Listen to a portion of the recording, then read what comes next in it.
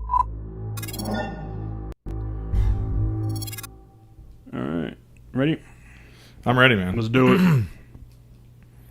Welcome back, everybody, to another episode of the Just Browsin podcast. I'm your co-host, Zach, back today with Matt, and we are here to bring you a 2018 movie flashback. But to start off today's episode, we're going to kind of finish up our NBA Finals coverage with a little bit of a recap, because the last time you heard from us, we were discussing NBA Finals Game 3. Yes. And we were watching that happen live. So at that point, the Pacers won Game 3. They took a 2-1 lead in the series. Everything that basically happened after that was the Thunder won Game 4. Series was tied up at 2 apiece. They also won Game 5, took a 3-2 lead. That was the game where Halliburton got like a right calf strain. Yeah. And then Game 6, he comes back. He's healthy. He plays the whole game. The Pacers have a pretty commanding lead the entire game. Pretty commanding win in Game 6. Tie it up. Game 7 was, what was it, Sunday night this past weekend? And honestly, a pretty damn good game. Thunder ended up pulling it out. It was 103-91. The Thunder win their first NBA title in franchise history since moving to Oklahoma City. Yeah, so congratulations to them. The bummer is that Halliburton goes down in Game 7, like real early in the game. By about, what was it, halfway through the first quarter? Yeah, and he was like 3 for 4 shooting. All 3 were threes. And it was just...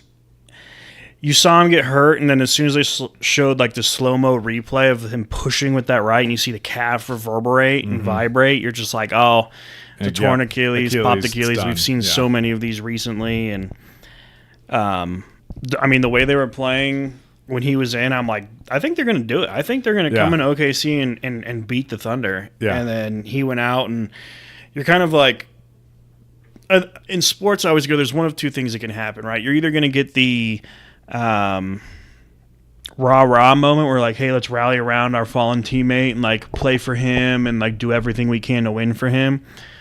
Or you're going to get we're going to bust our ass to try and win for him, but you realize he was the missing piece that you needed to succeed. And I think that's like they were playing good without him, took a halftime lead by 1. Third quarter, though, they just fell apart, had turnovers, and it was just like, you could tell they were really missing his leadership and his skill set. Halliburton is a very good player. I wouldn't say he's a superstar, but he's definitely, a top tier echelon player in the league. And you could just tell that when that second half started, they were really missing that piece of the team. Yeah. And I think, kudos to the Thunder. They had a good year. People are like, oh, it's one of the greatest runs ever. And I'm like, not really. You faced elimination twice. That doesn't show that it was a great run in terms of, an all-time great team. You had a great regular season. You were one of the best regular season teams ever. It culminated into a championship.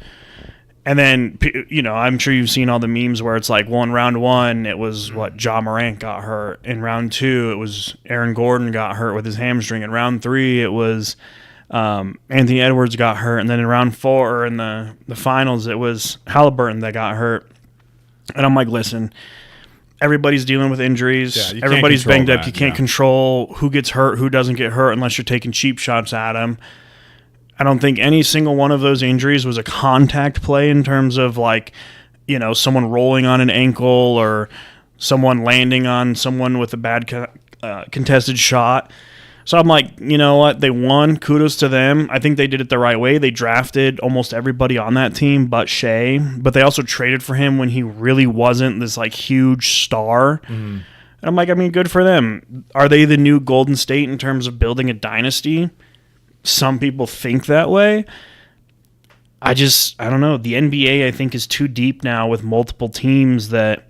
we're seeing all sorts of crazy trades. I'm waiting for the Nuggets to make a move and get rid of MPJ and make some sort of splash here. Because it's like the Nuggets were 1 game away.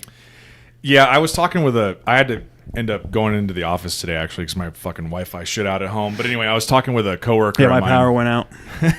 So it's just the world was conspiring against us today. But I was talking with a coworker in the office who's a big sports guy, and he was asking me, what I thought of the finals, because he was like, I didn't watch any of it, but he's like, I was following along with it. And so we were talking, and I was like, I was just so disappointed in going back to like the Nuggets Thunder series in how the Nuggets performed in Game 7. It was just such a letdown because I was like, we're taking them to a Game 7. This is like a 68 win regular season team, a really good team with a lot of depth. We've had games where we've looked pretty good. We've had games in the series where we didn't look very good, and it's like, Jokic is either having to like put the entire team on his shoulders, or we're trying to spread the wealth a little bit. And then they come into that Game 7 and just lay a fucking egg. I mean, that Game 7 was terrible. And so I'm like, all right. So, I mean, at that point, it's like you have to make that decision if you're like a Nuggets fan. You're like, well, am I going to just root for the team that, knocked us out of the playoffs, or am I going to root for someone else? But I kept telling everyone in the finals, I honestly was pulling for the Pacers, but it wouldn't have surprised me if the Thunder won, because I just thought that the Thunder were just probably a better all-around team and deeper than the Pacers were. And you and I talked about this a lot in the last couple episodes. We talked about one thing I was going to mention about especially Game 7, and just this was their problem throughout a lot of the playoffs and especially the finals. In the games in the finals that the Pacers lost, if you look at their turnover numbers, it was horrific. Yeah. They had like 22 turnovers or more in this Game 7, and I'm like, you can't turn the ball over like that. I think they flashed it up at the very end. I remember mentioning it to my parents because I made a comment about the turnovers. I'm like, look, they have 22 turnovers. And it showed on the graphic how many points had led off of those turnovers. They had given the Thunder 29 points off of turnovers. Well, and you got to think, you can't fucking win the game if you're doing that. You got to think with that too, is it's like you have a 1-point lead going into the third quarter, and I think they were outscored like 34-18 or whatever in the third quarter alone.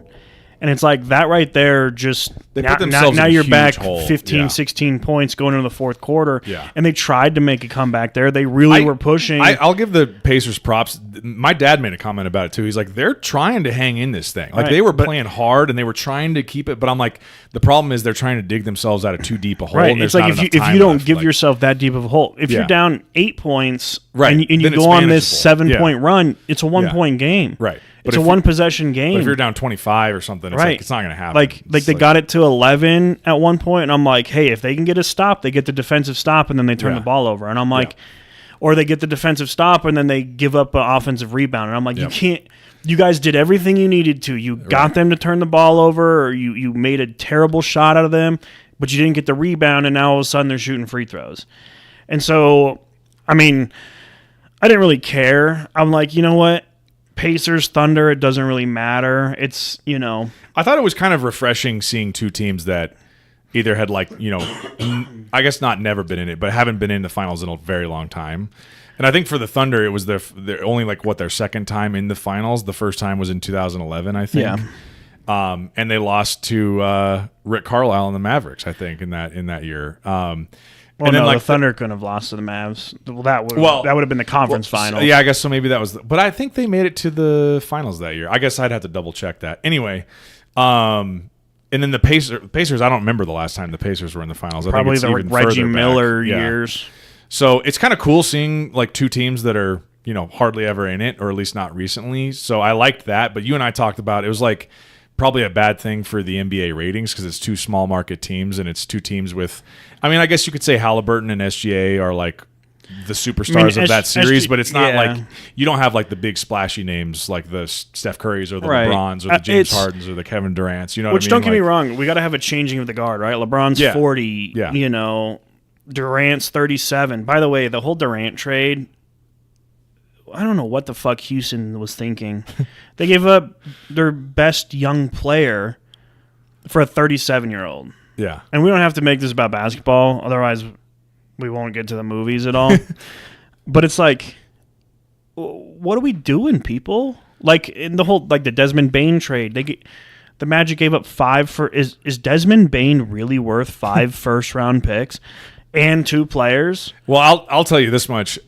I haven't paid enough attention to really even know who Desmond Bane is. I don't know anything. Well, he was apparently worth Kentavious Caldwell-Pope, Cole Anthony, and 5 first-round picks. Yeah, I when that trade happened, I was seeing all of the reaction and the buzz about it online, and I'm like, I don't even know who this fucking guy is. Apparently, he's going to make the Magic be the best team in the world. Well, let's hope so for the Magic. I see that, and then today there was an article, or Kroenke for the Nuggets comes out, and they're like, heaven forbid we ever have to trade number 15.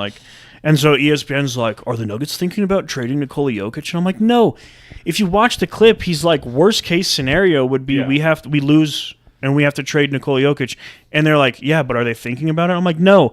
What he's saying is if Jokic asks for a trade, you give Jokic the trade. Yeah. You just say, hey, we'll honor your trade request. You don't want to be here. We're not going to force you to be here. And that's what he was saying. Yeah. And people are like, oh, freaking out. I'm like, could you imagine the haul you'd get for Jokic, though? Yeah. I mean, it's the best player in the world. I would be like, I want 7 first-round draft picks, and I want your 3 top players. Yeah, because he's the best player in the league. And all your seconds for those same 7 years. And they're like, no. I'd be like, all right, well, no deal. And they're like, all right, we'll do it. It's like, do you want the fucking best player in the world? And then Jokic is like, I'm going back to Serbia. And you're like, Oh, I actually quit basketball. I'm going back to sucks for you bet on horse racing. guys. Thanks for all the picks. Dude, you know what was something interesting? I thought I heard this the other day, and I just looked it up right before we started recording. But that was the first. This finals this year was the first Game 7 in the NBA Finals since 2016 when the Cavs and the Warriors went 7. Mm-hmm. I didn't realize that. And like the second in the last like 25 years. Yeah. I mean, I just, in my head, I thought that the finals had gone Game 7 more often than that, but I guess it's rarer than I thought. I guess a lot of the Game 7s that I was probably thinking of, there's a lot that happened in like the conference finals or like earlier in like first or second round, things like that. Because there's numerous examples of Game 7s in earlier rounds, but I guess in the finals, this is only the second time it's happened since 2016. So interesting little tidbit. But yeah, hats off to the Oklahoma City Thunder. First championship since moving to Oklahoma City. I remember, I will say this, like, I was telling my parents, I was like, back when they first became like the expansion organization or whatever in OKC, when they had Durant and, Westbrook and Harden and all those guys, I was like, that was one of the fun parts about watching that team play is the atmosphere in Oklahoma City. Like, the atmosphere there is way more intense and way higher than a lot of other places in the NBA. Oklahoma. It's fun to watch games in there. And like, take anything that you and I have said about SGA. I mean, all of the stuff that we've said about him and the criticisms about how the way he plays the game is true, and I do believe. But like, he's a hell of a player, and that's a hell of a team, and they got an awesome, they got an awesome team, atmosphere. And they got an awesome atmosphere there. So I'm happy for them. Like I said, I would have been happy seeing either one of those teams win. It's not like I have a huge grudge against I didn't want the Celtics to win. I didn't want the you definitely Warriors didn't want to win. the Lakers I didn't to want win. the Lakers to win. And then I didn't want the probably not the Rockets either, huh? I didn't care you about don't really care about the Rockets? No, because there was no one on the Rockets that I don't like. Well, now they have KD. I'm not like the biggest KD hater, but yeah. And then I didn't want the Timberwolves to win. Oh yeah. The I Timberwolves. Can't stand the Timberwolves for some reason. I'm starting to actively root against them as well. So it was like, yeah, okay, I don't really care. I'm like, yeah, it sucks seeing a divisional rival win, but I'm also like, we won before them, so. Yeah, that's true. Well, one thing I was talking with my coworker about today, just on the NBA talk and Nuggets and Jokic, and you and I have talked about this before on the podcast too, but I sure hope the Nuggets can get some pieces around Jokic to take advantage of these prime years of him being the best player in the world. Got to get rid of MPJ? So that we can compete for another NBA title, because it would be such a shame to look back on it and be like, man, for an 8-year stretch, Jokic was the best player in the league, and we only won one title. Yeah, that would suck. It's like, I want to go back to the finals at least one or two more times and get another shot at it. You know what I mean? Trade MPJ. Needs to happen. He was nowhere to be found in the playoffs this year. Nowhere to be found. He was on the bench. Yeah, when he was in there, he didn't do shit. Just get rid of him. Aaron Gordon, on the other hand, was fucking fantastic before he got hurt. He was clutch for us. To me, your two untouchables are Gordon and Jokic. Yeah. If the right offer comes in for Jamal Murray, I'm okay with. It would suck. Don't get me wrong. Yeah. I like Jamal. I like Jamal too, and he's done a lot for this organization. But I think you're right in your criticism of him being like very inconsistent. Well, and because there are times where he plays like the best point guard in the league and the most clutch point guard in the playoffs, and then there's other times where you're like, "Yikes, this does not look good." You know what I mean? Well, and the other thing too is like I've kind of talked with Brandon about this, about like Luka not being in shape when he showed up and everything, and like working his way to being in shape, and how even Adelman, the new Nuggets head coach, he goes, "We better be in better shape when we show up." And I mean, that goes for Jokic too, because he wasn't in the best of shape this year, but you could tell Jamal wasn't in the best of shape, and that leads to injuries. Yep. You're not playing at a healthy, body. And it's like, I'm one that I'm like, I'm all for you living your life and you doing you, but at the end of the day, you're getting paid $40 million. That's your job. If I don't show up to my job prepared and ready to go, I could get fired. Show up in shape. That is one thing I will say about. That's been the most impressive things to watch about LeBron's career is the way he takes care of his body, and he's been great at taking care of his body. He never once shows up where you're like, "Yikes, LeBron got fat this offseason." Like that's never once been a concern. I give him that is he takes care of his body and he shows up ready to play. Yeah. And he's always done that. That's the only reason he's had a career that's lasted 20 plus years. And that's where you see some of those players across all sports that show up and you're just like, this guy's ready to compete. Yeah. And you're like, hey, props on you. You understand your assignment. Whereas other guys show up and it's like they're using the first few games of the season to get into season shape. Luka is what, 6'5", and he showed up at 270 pounds. That's absurd. That's kind of crazy. A huge person. That is kind of crazy that he got that heavy. And it wasn't a stack. Same with Zion. Zion is a freak. Zion could run the league if he really wanted to. Yeah. But the dude shows up and he's 6'9", 320. And you're just like, dude, if you show up 6'9", 260, you're a fucking menace. At least Zion's got a bigger frame. That was Luka really 270? I think Luka weighed at 270. What's his normal playing weight? What's he supposed to be at? I mean, I think 6'5", he should probably be around. I mean, Chet Holmgren's 7'1", he weighs at 203. He's like 205. Yeah. That fucking guy needs a sandwich. No kidding. Well, apparently Wembanyama put on some muscle. Did he? He got thick. Put on 20 pounds of muscle. Good. He's another one. Good, healthy mass. Real wiry. I would say at 6'5", 205 wouldn't be... Well, that would be healthy. What was he playing at before he blew up, ballooned up? Because I know probably 220s to 230. Because it looks like I don't know his official weight either. Recently, I've seen pictures of him, and it looks like he's lost a bunch of weight. Yeah. Yeah, I don't know. That's people make all those jokes about him, what he looked like playing in Europe, and then after he discovered processed food in America, it's and lived in Dallas with a barbecue and everything. That's what happens, man. That's why we're all fucking fat over here. But. Yeah, I don't know. We can do another NBA episode after the draft and all the trades and shit because I'm hoping the Nuggets make some moves. And isn't the draft tomorrow? It's this week, right? I thought it was Friday.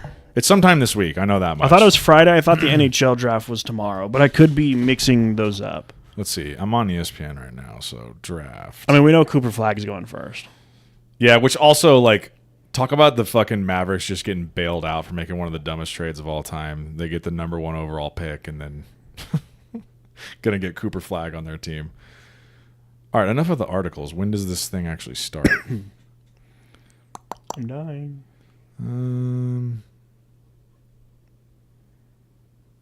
I wanted to say it was Friday, but I could be wrong. Like I said, I could be the NHL. I guess ESPN is not useful in this sense. I should fucking just Google it. Oh, that's the wrong fucking keyboard. I'm not going to type on that because who knows where it's going to go. 2025 NBA draft. Let's see.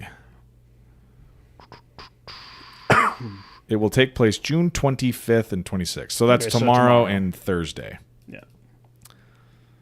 Yeah. So it looks like round 1, top 5 picks are Dallas with number 1, the Spurs at number 2, 76ers at number 3, the Hornets at number 4, and the Utah Jazz at number 5. Yep. And the Nuggets have 0 picks. I was going to say, are the Nuggets on here? Do they have any round 1 picks? Nope. But yeah, we could do another NBA episode. The Brooklyn Nets have 900 picks. Yeah, from the Kevin Durant trade, I'm pretty sure. They literally have... Bro, the Thunder have 14 first-round picks in the next 6 years, too. Damn, really? They've just stockpiled first-round picks, I'm pretty sure. So the Nets have... the 8th pick, they have the 19th pick, and then they have the 26th, the 27th. So that's what, 4 picks? It's 4 first-round picks. 4 first-round picks. Damn. But if you embrace the rebuild, like the Thunder did, you're going to suck for a few years. Understand that. Develop your young talent. Give them everything they need. Build a culture, and you can win. The Thunder just laid the blueprint on how to do it. I think they drafted nearly everyone on their roster besides Caruso and SGA. I'm pretty sure they drafted Chet, Dort, Williams, which Williams could be the best player on that team in all reality. Jalen Williams? Yeah. He's really good. He could had a legit be the 40-point best game in the finals. He could legit be the best player on that team. I think they've drafted nearly almost everyone on that team. So, use your picks wisely. How do you spell Shai Gilgeous? Well, how do you spell Shai? Shai. AI. And then Here, okay, I found it. I was just trying to search him because I wanted to look up where did he come from before the Clippers. It was the He was Clippers? on the Clippers, but he was like drafted by. That's right. Who was he drafted by? Like the Hornets, or it was one of those weird. Oh yeah, so it says draft info. He was the 11th pick in round 1 in 2018 to Charlotte. Yeah, and then probably traded on draft day to the Clippers. So he played 1 year with the Clippers from in 2018-19, and then traded after. Ever since then, he's been in OKC. Yep. That's right. He went to Kentucky. Yep. Shocker. So he's only 26 years old. That's crazy. It's crazy, y'all. So yeah, he's like a full like 10 years younger than Kevin Durant. Yeah, I mean, think about that. That's just, it's absurd to think that a 37-year-old just got traded for like a 22-year-old rising star. Well, that's multiple kind of draft picks. the Dylan Anthony Brooks. Davis and Luka thing. Right, Anthony it makes Davis no is sense. like 36 or something, isn't he? Yeah, Or 34, and always 35. hurt. And fucking hurt constantly. And that just doesn't make sense. So now the Nuggets will probably trade Michael Porter Jr. for a used fax machine missing the like 7 button.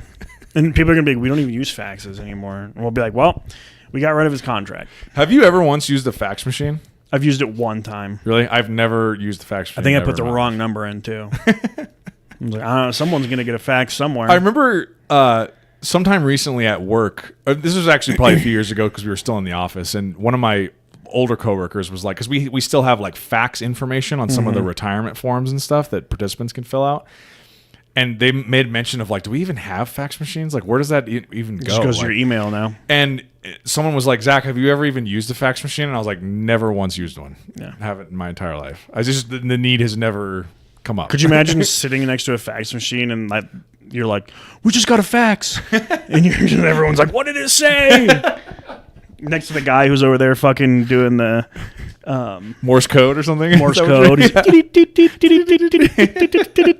And he's like, Japanese bomb Pearl Harbor. And we're like, what fucking years are we living in? All right, should we pivot over into our movie discussion? Yeah, we only got like 10 to talk about.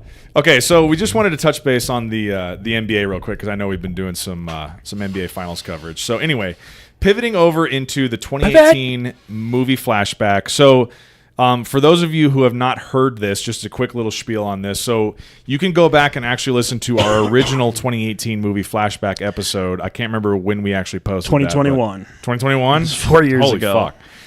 So where these stem from, starting in 2013, I basically have been tracking all of the movies that I watched that were released in a given year. So I have a spreadsheet that tracks those from 2013 onwards. We basically went through and did a movie flashback for every year, probably up to like, I don't know, 2021 or 2022. And now we've been going back and taking a relook at these. Well, we've done a flashback all the way to last year, I'm pretty sure. I think we did one for the movies we saw last year. Yeah, you're right. And then what we do is what I do is I come up with, so I rank every movie from 1 to 5 stars, and then I come up with a top 5.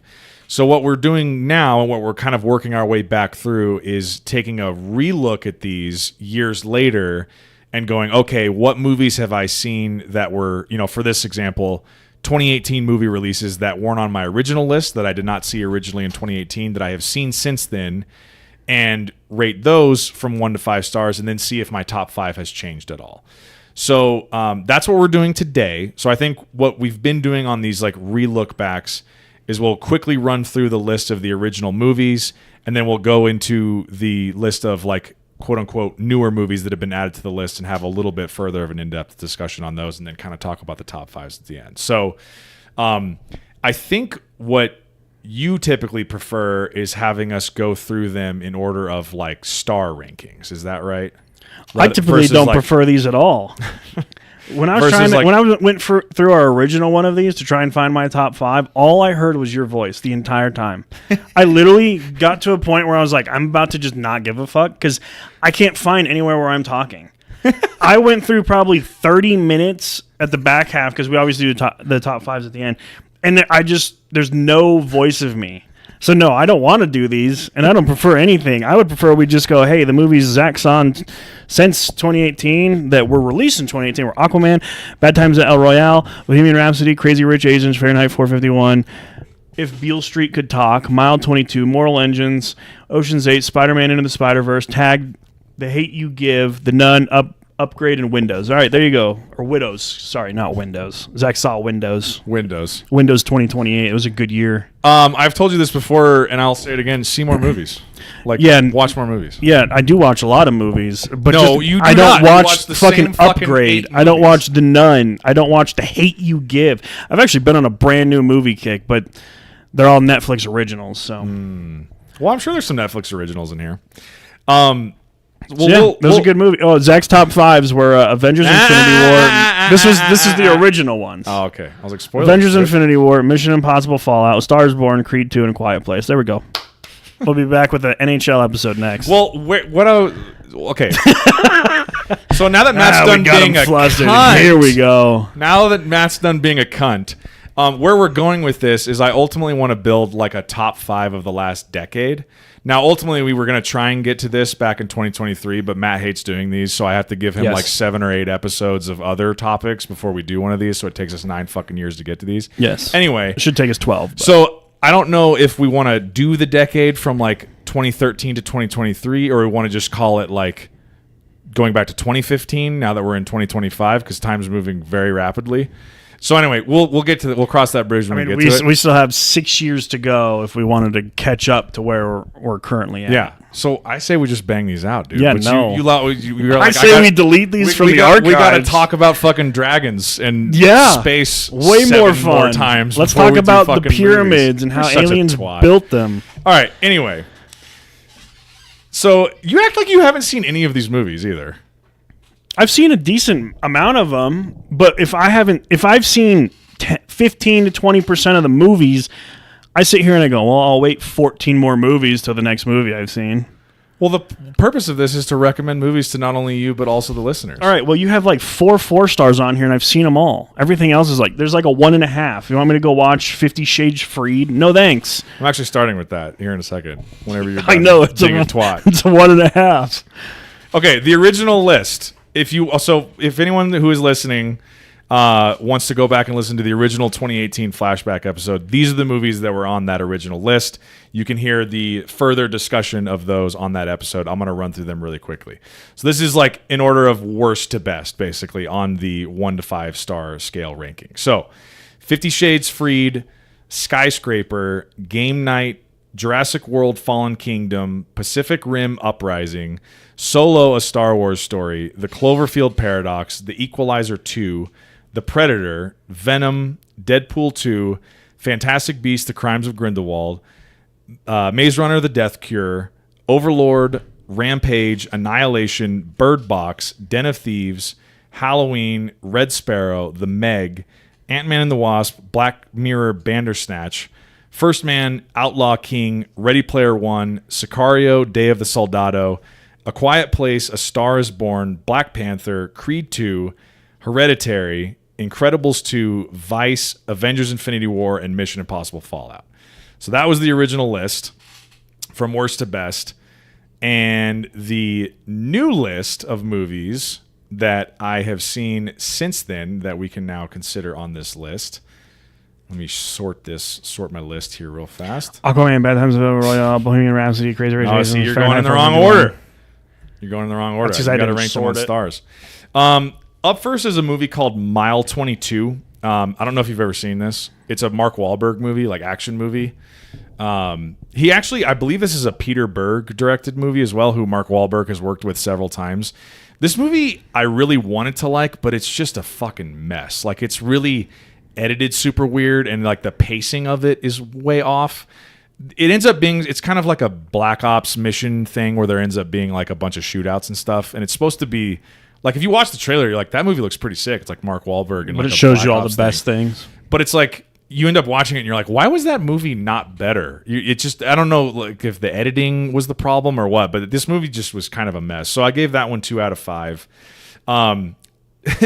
Taya would be very upset at this next one. But this next movie is Crazy Rich Asians. I only gave this 2.5 out of 5. This is like one of her favorite movies of all time. I don't know if you've ever seen this movie. You probably, Yeah, I've seen it. you have seen Crazy Rich Asians? I was like, this doesn't seem like it would be up your alley at all, but Just one of those movies I probably threw on at one point and was Yeah. playing on my phone because I just wasn't interested, but I watched it. it's fine. Like I'm just not super into it, but I think it cannot be overstated how much of like a phenomenon this movie was when it came out. Crazy Rich Asians was a big fucking deal.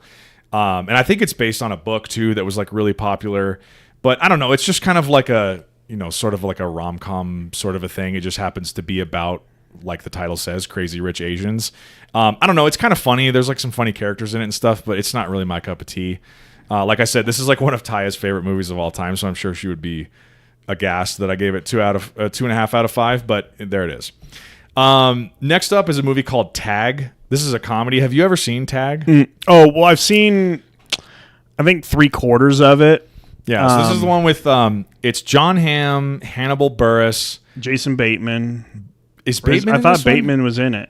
And then the guy that plays Nick Miller on New Girl, I'm spacing on his name right now, and like a couple other guys in there. But it's supposedly about a true story of a group of friends who have kept the same game Ed of Helms, tag. Jake Johnson, Ed Helms. Hannibal Buress, John Hamm, and Jeremy Renner. Okay, so I was thinking Ed Jeremy Helms. I Renner's don't know in why I it was too. thinking. That's right. So Ed Helms. I was thinking Ed Helms and Yeah. Well, it seems like a movie that Jason Bateman would be in. Yeah. Like that's probably why you're thinking of it. But apparently it's based on a true story of a real group of friends who has kept the same game of tag going for like their entire lives for like 30 plus years, which is a hilarious idea that they've just been still playing tag as adults. So like the whole setup is like these adult group of friends who do not live anywhere close to each other.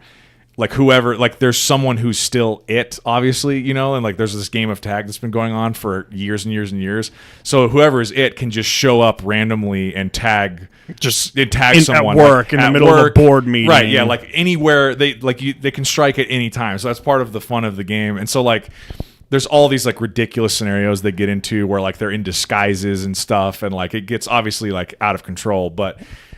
This was a movie that I really wanted to like more than I ended up liking. It's just not like as funny as you think it's going to be, especially given the cast. You're like, that cast seemed like it would be. It sells funny you together. on the preview with all the funny moments. It's going to be hilarious, and you're like, great. Which is a common trap for comedy movies and horror, I would say. Like the trailer either gives away, if it's a comedy, all the funniest parts, or if it's a horror, all the scariest parts, and then you watch it and you're like, yeah. Like I've seen all this already. I saw it in the 2-minute trailer, you know? So anyway, Tag, 2.5 out of 5. Next up is Aquaman. So this is the Jason Momoa DC Universe, you know, Aquaman movie that came out in 2018 that was like a pretty big deal and made a shit ton of money, I think. But I gave it 3 out of 5. It's perfectly watchable. The DC movies, you and I have just litigated this a lot on the podcast. It was just a pretty failed experiment. Like hardly any of those movies worked very well. I will say I think it came out in a bad year, trying to compete with the movies of like the likes of Infinity War. Yeah. I believe Black Panther was also released. Yep. Deadpool 2, just to name like 3 movies right there in a different universe. It kind of came out in a bad year to compete. They got with overshadowed those. by Marvel again. I think. Yeah. I'm not a big DC guy. I don't like the Supermans. I like the Batman trilogy, but that's not DC in my opinion. That's Christopher Nolan trilogy. Yeah. So I take it you're not excited about the new Superman that's coming out in a couple weeks. No. Even though it is James Gunn who directed the Guardians movies, he's doing this one. Yeah, my biggest concern with that is he going to try and fit a Guardian type humor and flow to the movies into a Superman? I think he probably will. Because Guardians is supposed to be the one-off where it's like, this is your quirky, funny, out of left field group that's these are all built the around misfit sarcasm and you know, they have their moments. And then there's like you don't have like Iron Man can be funny in certain parts, but there's supposed to be a little more seriousness to it. So Superman should be more serious and not as like happy-go-lucky funny, you know. So I guess it would just depend how he decided to direct that or how it was written, I guess. But I'm curious. I would say I'm like cautiously optimistic. Again, I'm like you. I'm a much bigger fan of Marvel than I am of DC. But supposedly one of the big complaints in the DC universe that Zack Snyder had kind of cobbled together with that Henry Cavill Superman is that I guess a lot of the, you know, I've never read any Superman comics, but I guess a lot of the comics fans were like, this is not like your Batman can be dark and brooding and all that kind of stuff, but your Superman is supposed to be like hopeful, like and a superhero, ray of light and everything. And like they just played that Superman much more like Batman, and I guess a lot of the fans of the comics just had a lot of pushback on that. So it seems like the new Superman is going to be way more going back to that what the comics kind of version of him is going to be. I don't know how that's going to. I mean, I've watched the trailers. It looks like there's a lot of characters and a lot going on. So I don't really know. This is going to be the first entrance in the James Gunn DC universe because he's in charge of DC Studios now. So it'll be very interesting to see if this works. Because I mean, I'll probably end up watching it. It probably won't be a theater for me type movie, but I'll probably end up watching it. That's definitely one where like I may end up seeing it in theaters, but I'm not going to be real bummed if I do miss it in theaters. Like if I just watch it at home. Yeah.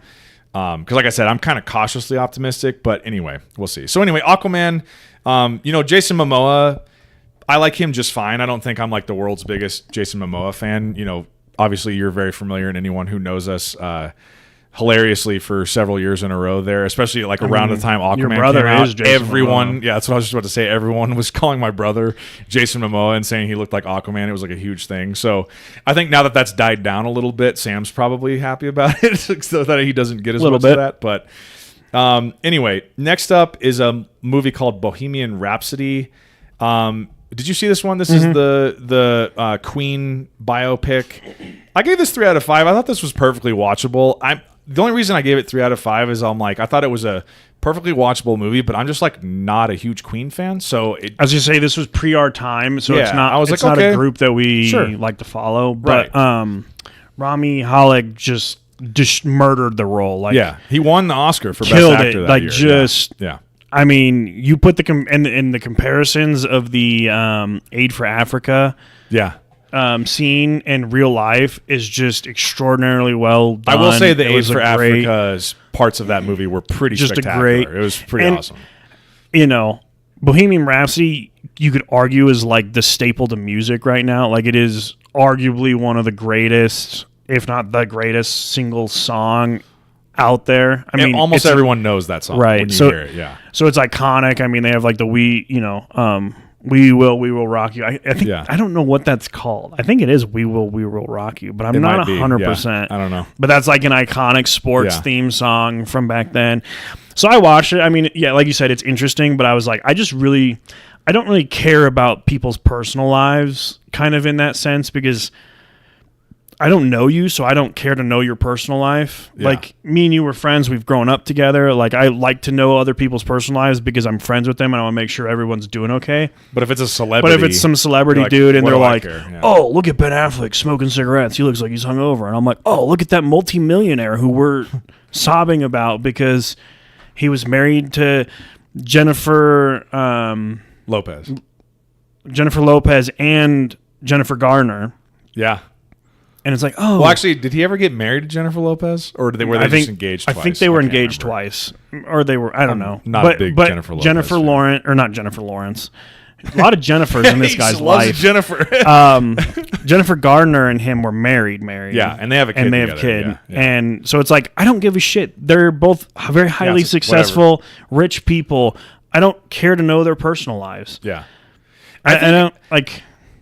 I don't know. How do you feel about musical biopics? Do you like biopics where it's like we're going to get into what this band was like and all the people in it, or this artist in particular? We're going to dive into his upbringing and all that kind of stuff. I think if it's done, like Rocket Man was done okay. I didn't see Rocket Man. I didn't think Rocket Man was like the worst. Oh, did you should watch more movies?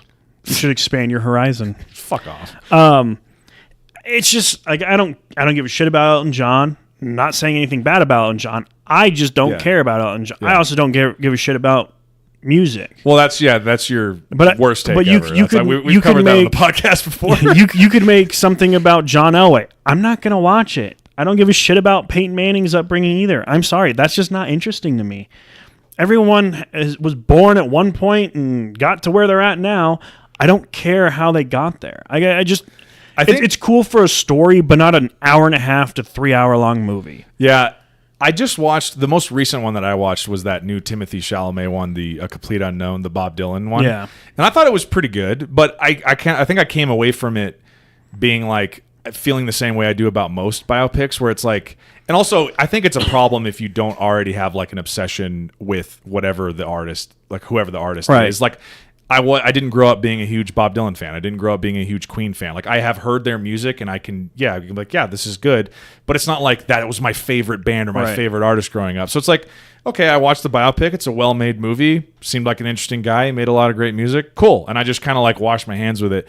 I think what seems to be fascinating to people, because they keep making these over and over, just biopics all the time. I think it's like what the new fad and fascinates people is like, what made these people tick? Was it something about their upbringing? Was it something about, were they just like, born with a genius that the rest of us don't have? Yeah, like what led them to go on to create such greatness? And like it's an effort to like explore that and peel back the layers and be like, what makes this person tick? Which I can get.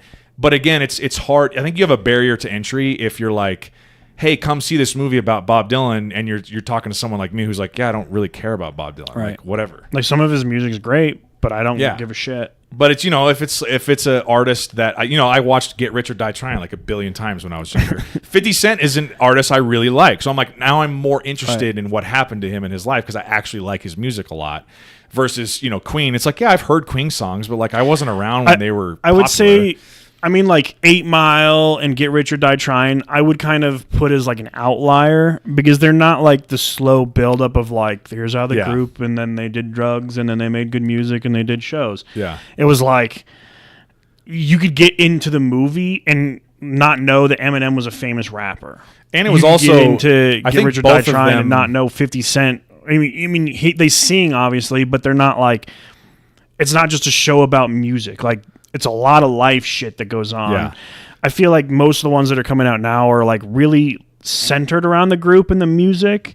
And it's like, kind of like it would be really interesting to see the inspiration and the thought process that goes into writing these songs and stuff. Cause you got to be fucking ultra creative. Like, I'm a published poet. Don't know if you know it, but, I don't know how people can write songs sometimes. I'm just like, the creativity, like that's something that I don't have. It's just like a flat out, I'm like, I don't know how you get that. You get the rhyme, like you get the beats. Like it just, it's not something I have. Yeah. But it's like, I want to know how you developed that or got into that. And it's just, that's where it's interesting. But I don't care about people's lives or like how they form the group because I just don't care. You're more of like, I see the end product, I get it. Like they made good music or they're a good athlete, whatever. Like people are like, oh, LeBron James is good at basketball. In his upbringing, I'm like, I don't give a shit. Clearly he was good at basketball in his upbringing. Yeah, like I know what he did. I know what he went on to be. I don't care. Yeah. I would rather know of like, my take would be, like Band of Brothers. I think that is a perfect example of following a group. And again, it's just something that I'm more interested in.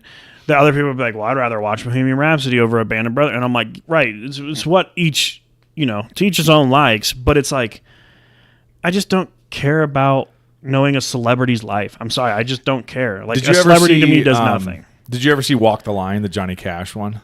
No. With Joaquin Phoenix. Oh, yeah. That's a pretty good one. Yeah. And James Mangold, the director of that, did the new one with the Bob Dylan one, A Complete Unknown. And he's just a really good director. Like, I really like his movies. So I was like, I'm going to check this out. I like Timothée Chalamet. I also liked, what was the one with Jamie Foxx? Ray, yeah. I liked Ray. I'd never seen Ray, actually. That's pretty good. There's like, I end up seeing more of these than I would really expect. Well, you know what it is is a lot of times these movies get nominated for Oscars either for like directing or best picture or especially best actor or actress. Right. Because it's always a vehicle for an Oscar of like, oh, I'm going to play Bob Dylan, and if I do really well, I'll get nominated for an Oscar and maybe I can win. So a lot of times I'm watching it more for like, oh, this movie got nominated, let me check it out. And like I appreciate all of the acting, but outside of that, I'm not like it's not a movie that I would go. Most of these are not movies I would seek out. Of like, I'd much rather watch a Marvel or like a sci-fi movie, right? Something that you can get into, yeah, something or like a war movie, something like that. Anyway, so Bohemian Rhapsody is pretty good. 3 out of 5. Next up is Fahrenheit 451. So this is the Michael B. Jordan and Michael Shannon starring adaptation of the Ray Bradbury novel. This is like a direct HBO movie that dropped on HBO Max or HBO or whatever the fuck they were calling it in 2018. Or Max Bo H. Yeah. I thought this was actually a pretty cool movie. Now, I've never actually read the book. Was that a book that you ever had to read in school? Because I know a lot of people have to read. I think it was one that I had to read, but yeah. Let me be honest with you. Did not read I it. did not read it. Spark Notes was my best friend. Sounds about right. It's a pretty cool movie. I liked it. Next up is a movie. This is actually a movie that I think you actually might dig this one. Mortal Engines. Have you ever seen Mortal Engines? I think I've watched it. Pretty fucking cool, actually. Me and Taya watched it a couple years back. It was like streaming on something, and I was like, I always wanted to watch this. This is like so there's a genre of like sci-fi called steampunk, which is kind of like you can have all of these like very cool sort of futuristic cities and machines and all that, but it's all like retro futuristic where it's like it looks like it came out of like the 1800s where it's like steam powered engines and things like that. So this is all like a sort of a post-apocalyptic thing where like the world has been pretty much destroyed, but there are these cities that like are mobile, entire cities that like roll around on like tank tracks, and like there's smaller cities that get gobbled up by the big ones and all this. It's kind of a really fucking wild, trippy idea. It's based on a book, I guess. I really want to check out the book because I liked the movie a lot. But it's got Hugo Weaving, who's like, he's Elrond in The Lord of the Rings. He's Agent Smith in The Matrix. He's that guy's a fantastic villain in like whatever he's in. He's in this. I'm spacing on some of the other main stars, but it's just like a really cool idea for like a sci-fi post-apocalyptic movie. It's not like the best movie you're ever going to see, but I would recommend people check it out. Next up is a movie called The Hate U Give.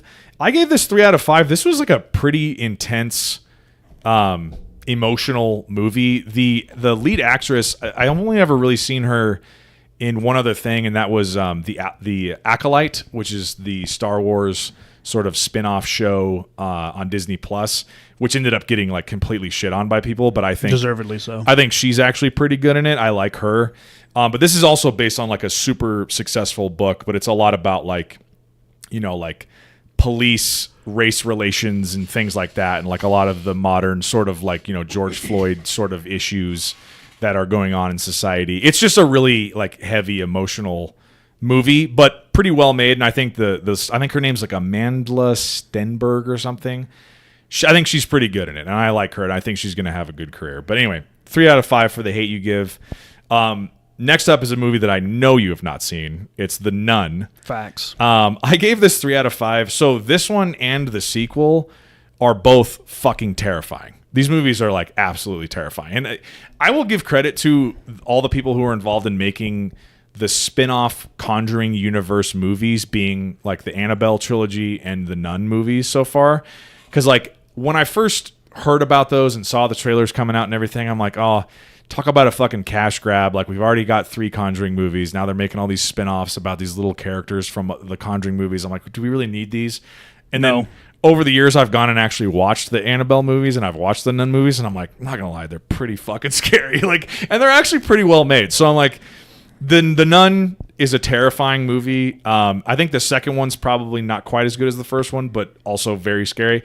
Also, I think what ratchets up the scariness of a horror movie is seeing it in theaters, because I think Taya and I watched both of these Nun movies in theaters. The sound alone is what fucks with you. Yeah. It really fucks with you. You're like, you get those jump scares and they hit way harder than they do at home. So anyway. At home, you're also like cuddled up on the couch. You like sink into it. You feel a little more protected. Right. Yeah. So The Nun, if you're into horror movies, The Nun is definitely something to check out. Yeah, I'll be sure to watch it tonight. The next movie up is called If Beale Street Could Talk. This I gave 3.5 out of 5 to this. This is like a really well-made movie, and this was a movie that was nominated for some awards. I'm trying to think of what is the actress's name who won. She won Best Supporting Actor for this. This is an adaptation of a James Baldwin novel. Amanda Bynes. What is her name? I really like this actress a lot. Amanda Bynes. Let me... Ronald Reagan. Regina King. That was close. So Regina King won the Best Supporting Actress Oscar this year for this movie. She's fantastic in this movie. But it's also got Kiki Lane, Stephen James, Coleman Domingo, who's also gone on to be in like a bunch of shit. And he got nominated for an Oscar just this past year for a movie called Sing Sing. But this is a really good movie. I thoroughly enjoyed this movie. Again, it's based off a James Baldwin novel, who's like, one of the most famous novelists ever. Anyway, 3.5 out of 5. Really enjoyed it. Next up is the Ocean's 11 trilogy prequel movie, Ocean's 8. This is the all-female cast, Sandra Bullock-led Ocean's movie. So, have you seen this one? Mm-hmm. So, if you like heist movies, if you enjoyed the Ocean's 11 trilogy, I would say you're gonna enjoy this movie perfectly fine. I enjoy a good heist movie. I like the Ocean's movies a lot. It's just repetitive. It has a lot of the same sort of group dynamics. Like the two leads. Who is the one that plays so Sandra Bullock is related to Danny Ocean, right? She's I believe Danny so. Ocean's sister. And then who is the other co-lead with her, the blonde? I'm spacing on her name. Cate Blanchett. That's who it is. So those two are like almost one for one George Clooney and Brad Pitt. Right. Like if you watch Ocean's 11 and then you watch Ocean's 8, like that's who they are. And a lot of like the group dynamics, you can kind of like pick out like, oh, this is the Casey Affleck of the original crew. That's just why it was repetitive to me. It was just kind of like, we've already seen this. Yeah. Be creative. And it's been a issue I've had with a lot of Hollywood as of the last 10 years. Yep.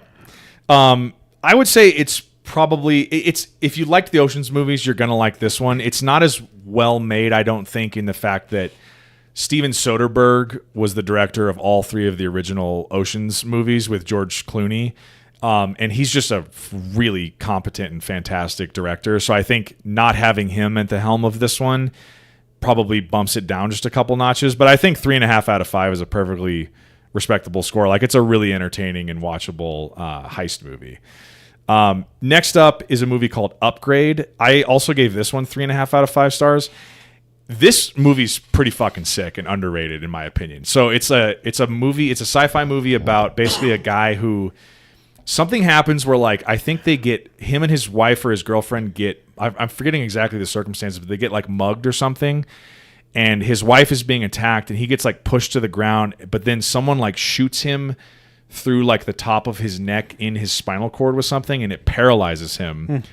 And then they like attack his wife or something. And then like I think they try and kill him, but he doesn't die or something.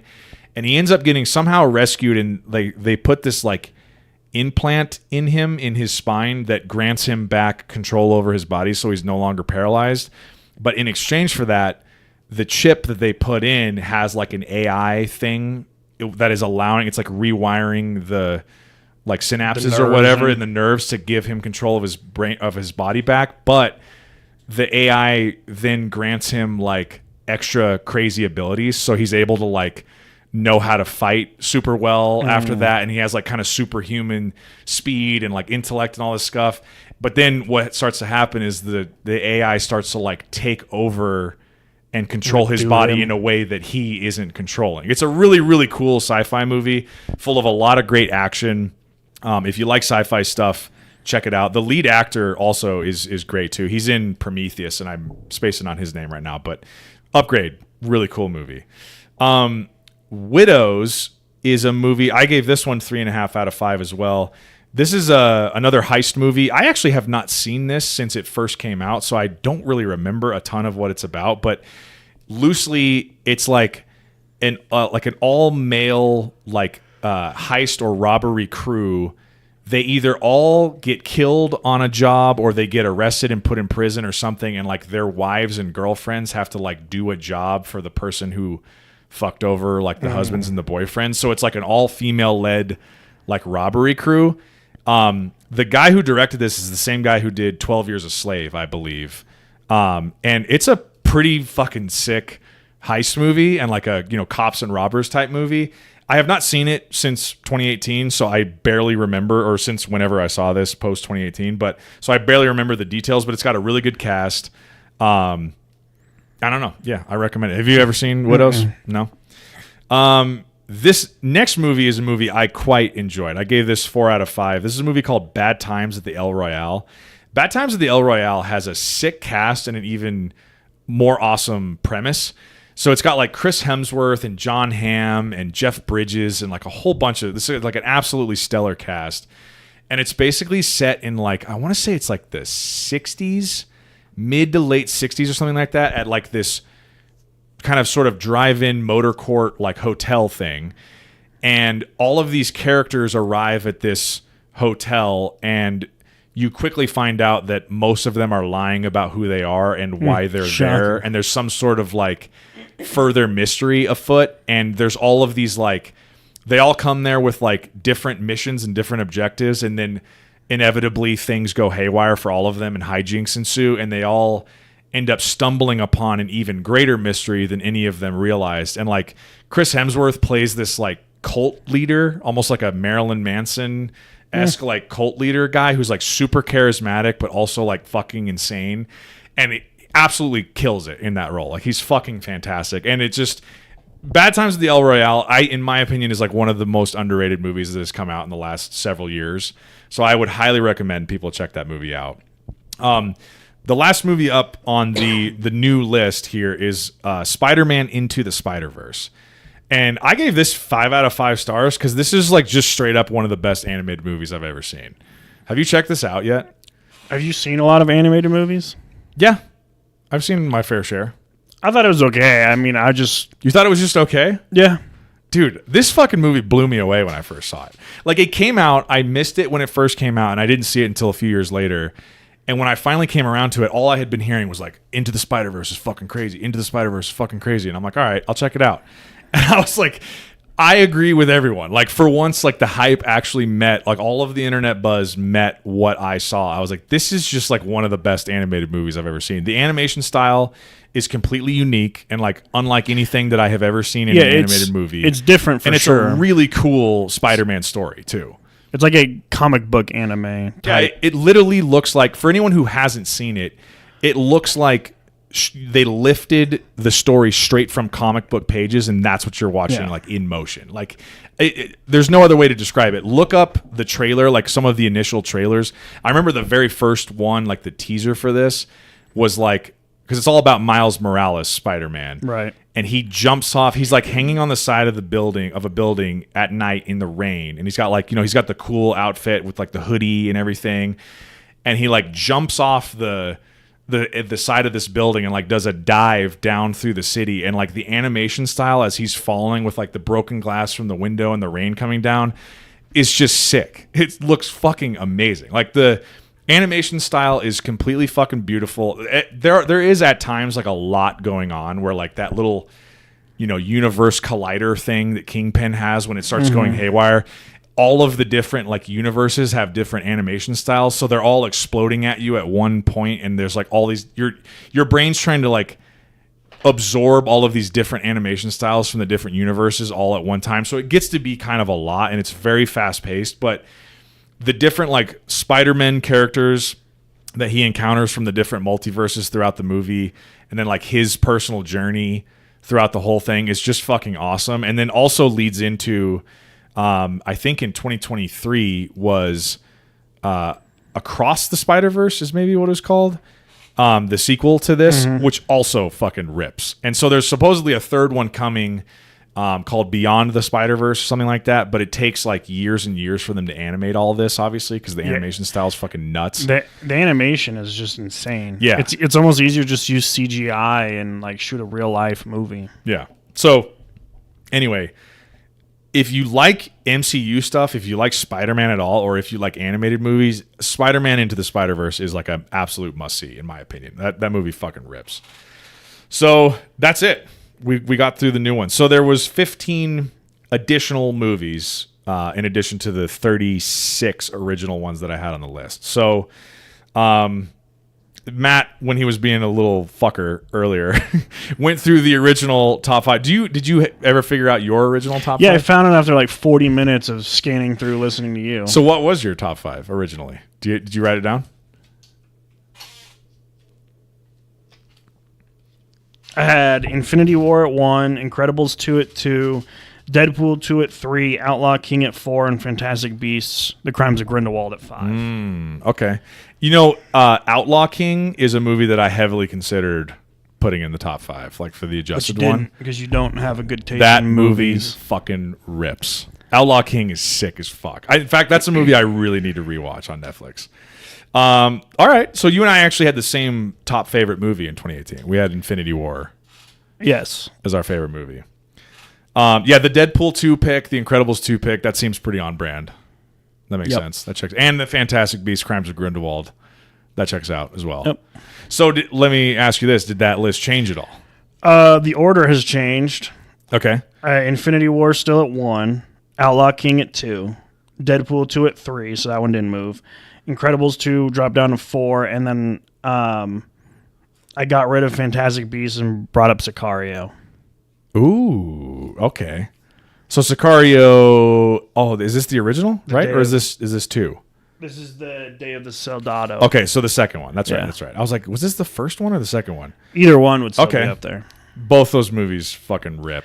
I also was debating between that and the Equalizer 2, because the Equalizer series is just Love the Equalizer series. like Equalizer 3 when he's in Italy, bro. I was just like, yeah, fuck him up. My only thing, I love those movies and I love Denzel. My only thing about those is I think you could honestly rank them in the order they came out. Like it's 1 is the best, 2 is the second best, 3 is probably the Yeah, third best. it's just one of those movies where Maybe they're like, switch let's 3 and just 2 keep around, I don't making know. them. Yeah, I mean, so I'm happy if they keep cranking those out. Like I fucking love those movies. I think they're fantastic for Denzel. But yeah, I think the first one's the best. So my top 5 has changed slightly. So the original top 5 was Avengers: Infinity War at 1, Mission Impossible: Fallout at 2, A Star Is Born at 3, Creed 2 at 4, and A Quiet Place at 5. The updated top 5, I put Mission Impossible: Fallout over Infinity War as my favorite movie of that year.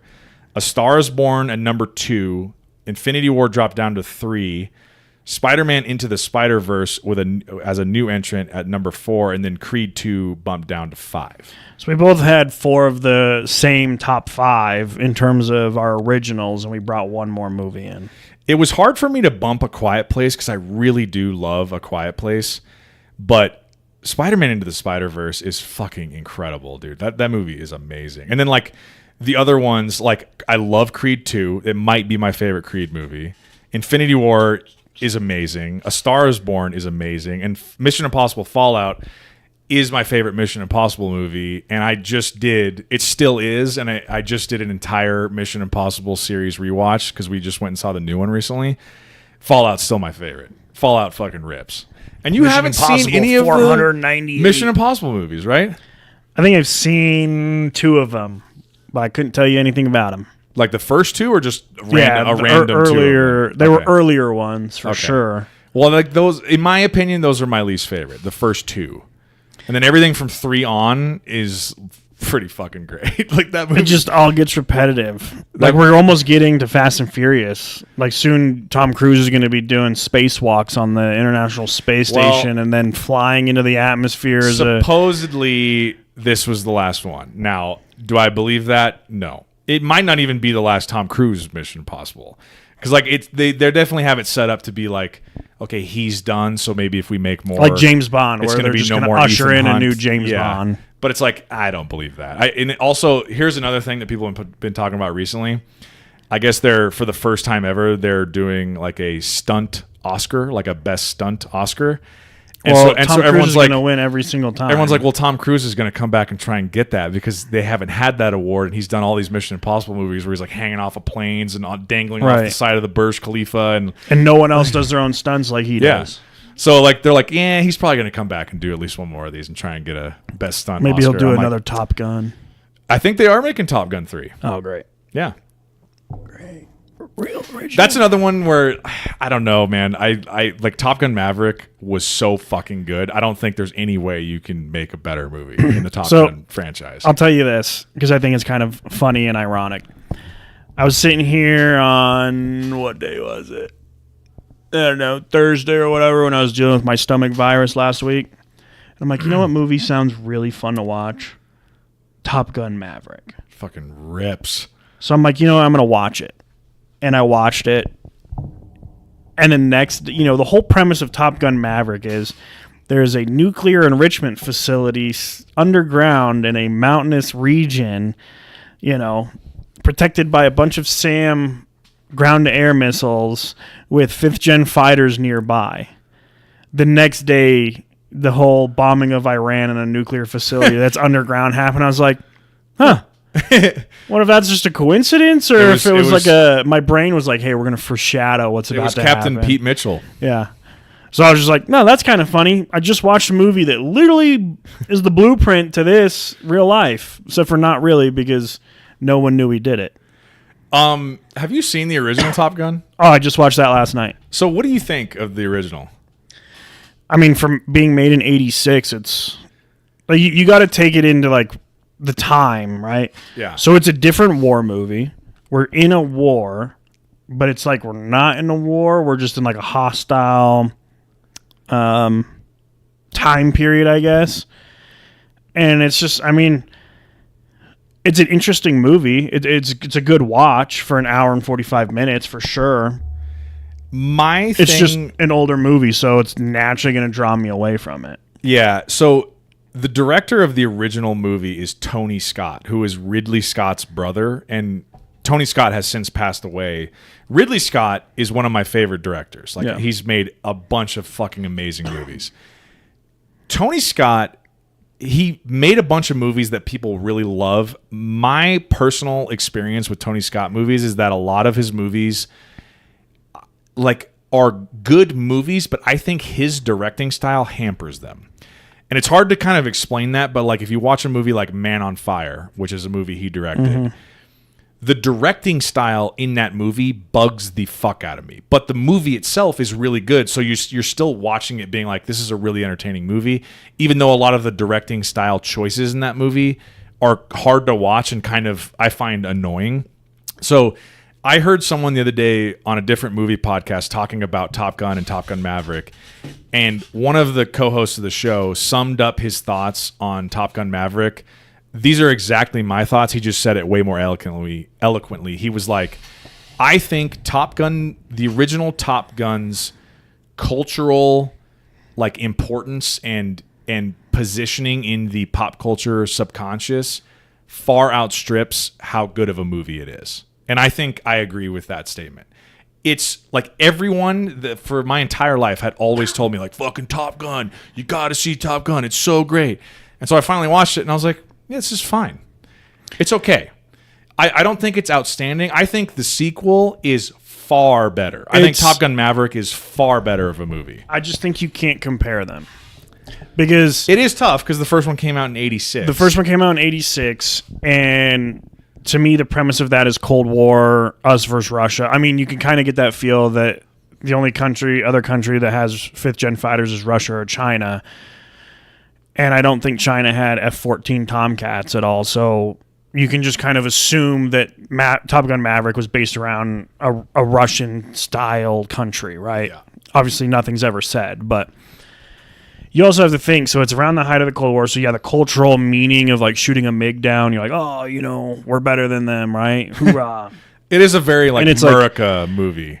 But it's also a completely different sense of the dogfighting. The jets, weren't as good as they are now. The filmmaking style, you can't be in the cockpit really with them think about in the new one. You're almost 40 years removed from that being shot. Yeah. and released compared to the new one. Right. So, yes, it's going to be night and day different.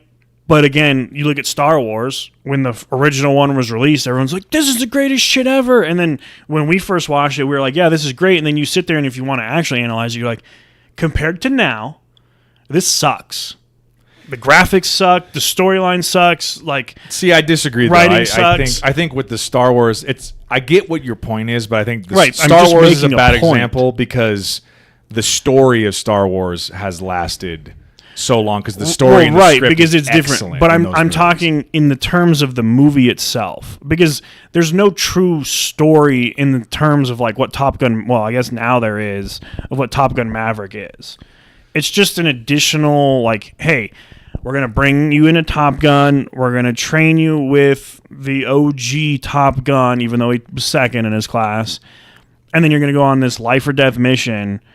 And it's just gonna be a great action movie. So it's like, yes, Top Gun Maverick is way better than the original one, but for its time, I don't think you can compare them. It's 40 years between the two movies. You just can't compare to us in a day of age where we have a culture that's not centered around, like a national pride of like, yeah, I'm an American and I'm proud to say I'm an American. Now everyone's like, oh, I'm an American. I can't say that. Like, fuck off. Leave then.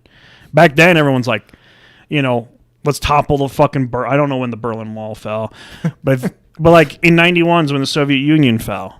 This shit was released 5 years before. So it was like, you're still in the Cold War. We're in this like, actual heated debate in like international wars. Right now, when Top Gun Maverick was released, there's no international shit that us as like an American, country was sitting here like threatened by.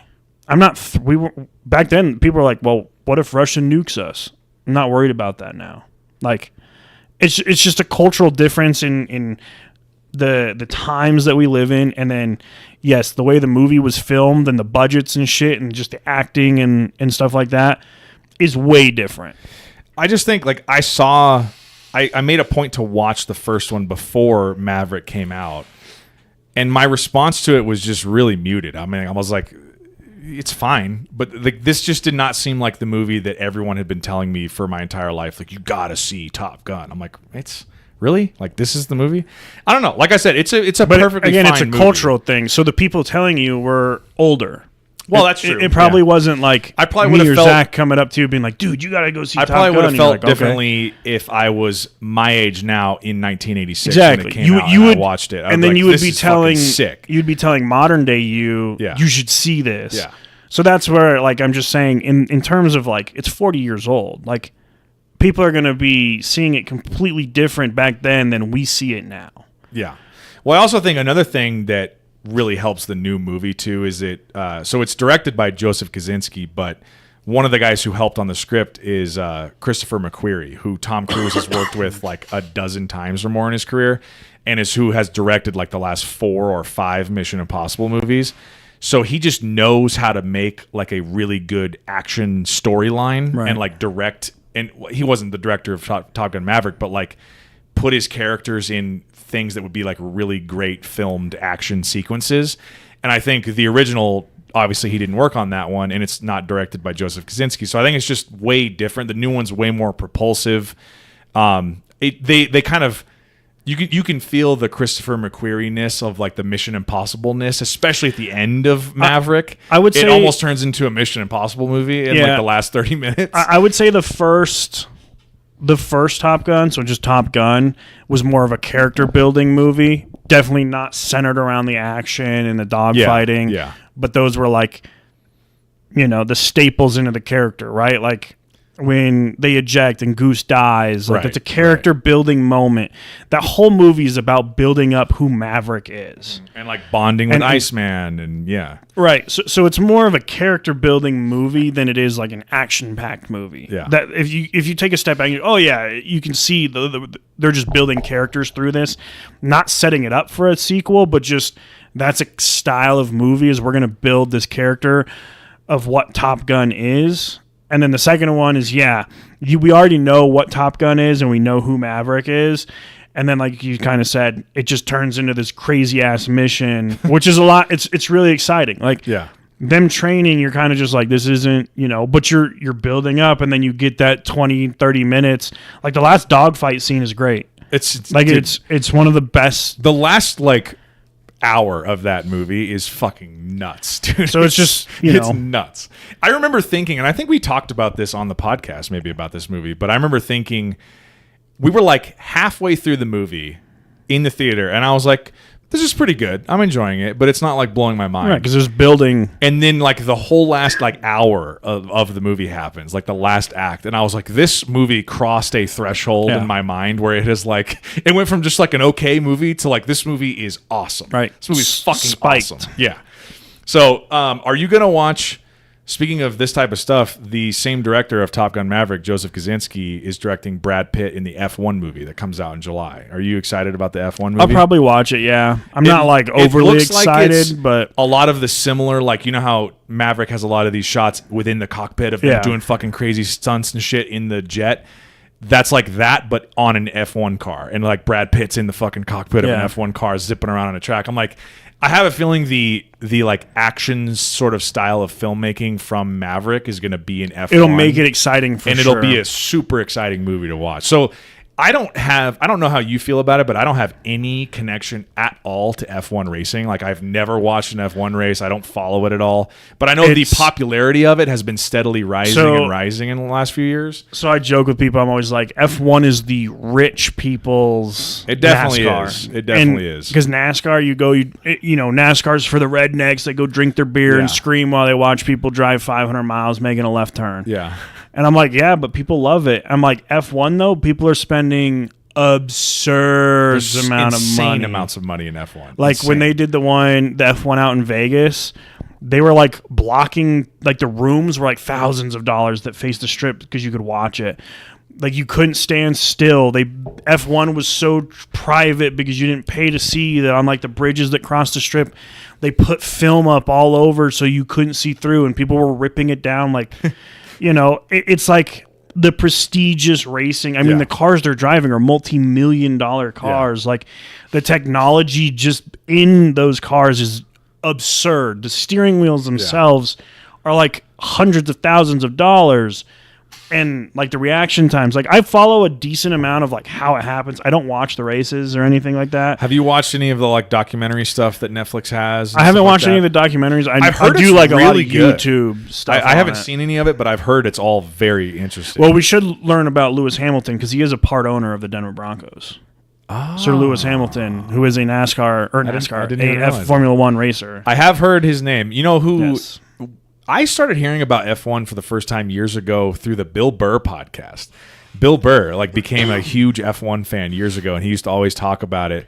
And I was like, it seems kind of interesting, but like I watch it. I think I've told you this before. I'm like, I have enough sports that I like watching, and outside of that, I'm not really like looking for shit to watch. I mean, NASCAR's that like it's a Saturday, you're drinking beer in the backyard, you throw it on a TV, and 3 hours later, you're like, who's winning? You're like, oh, it's still Dale. All right. Let's go fucking Dale. What lap is it? 325? We still got 175 more to go. Let's get another rack of beer out here. Yo, go Dale. And then you turn around like, hey, Jeff Gordon's in first. I thought he fucking retired. Go Dale. And then they're like, what lap is it? It's like 468. You're like, fuck. Who are like the top NASCAR drivers today? I feel like I used to always, as a non-NASCAR fan, I used to hear certain names. And nowadays, I don't really hear, like, are there really, like, Dale Earnhardts and Jeff Gordons of modern-day NASCAR? I don't really hear big personality names. I'm sure there are. Dale Jr. wins debut. Dale Earnhardt Jr.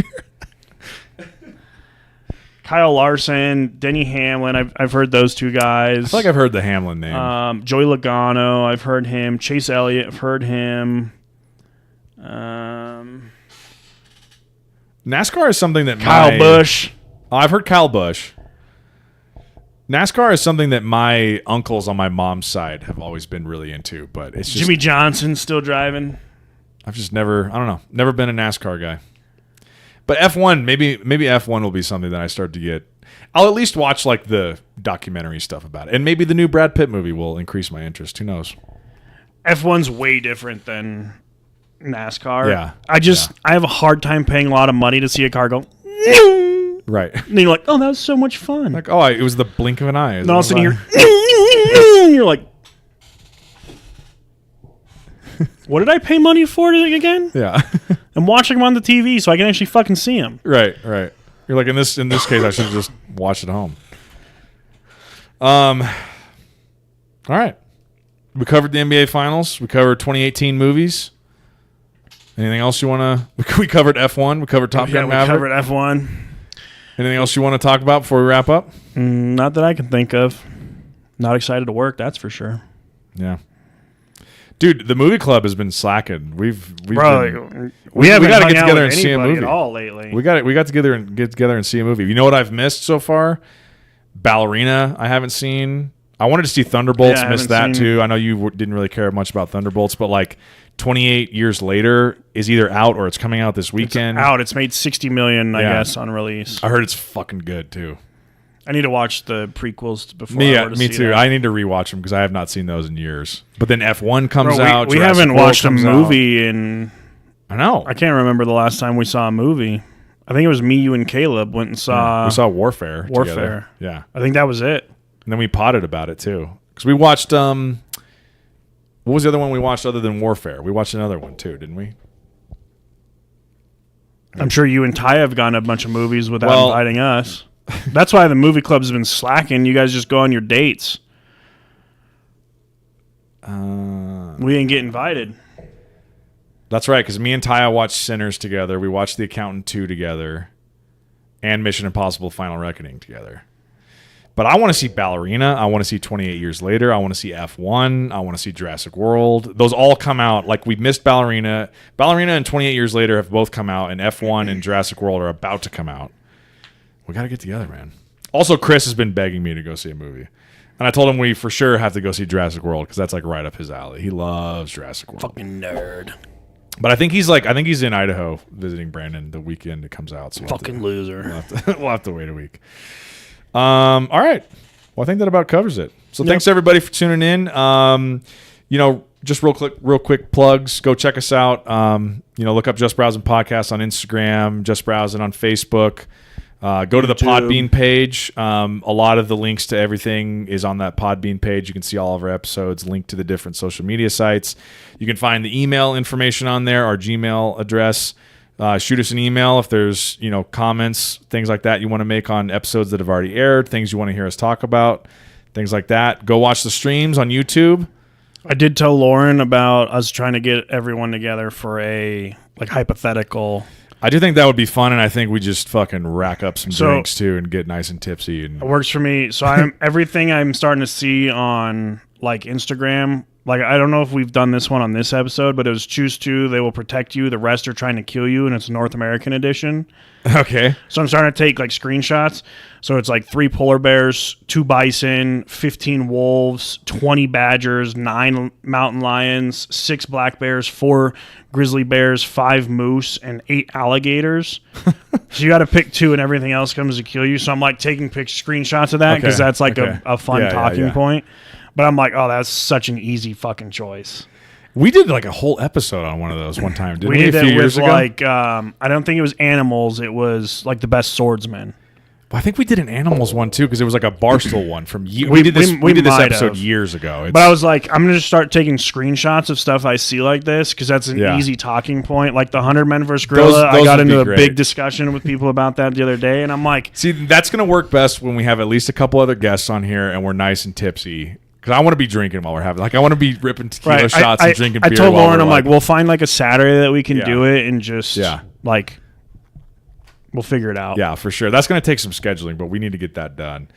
Another thing to look forward to for the listeners upcoming, we're dangerously close to being in August, which is, I can't even believe that's already here again. But August 1st will be our, 5th anniversary or 6th? Fifth.